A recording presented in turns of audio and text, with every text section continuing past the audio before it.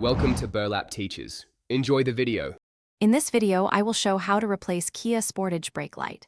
Begin by parking safely, engaging the parking brake, and disconnecting the negative battery terminal to prevent shorts. Open the liftgate and remove the taillight cover screws carefully with a screwdriver.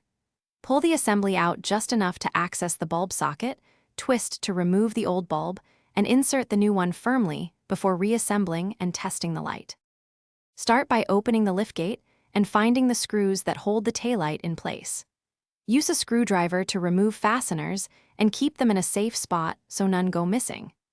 Gently pry the assembly away from the body, avoiding force that could snap plastic clips, and support the assembly with one hand while you reach behind to access the bulb socket for the brake light replacement. If this guide is helpful, please subscribe and like to support more DIY car repair videos. Quick recommendation. The Kindle Paperwhite is a great companion for waiting on parts, offering crisp pages and long battery life for the garage or couch. I like to read a repair manual or novel while bolts soak, which keeps things relaxed.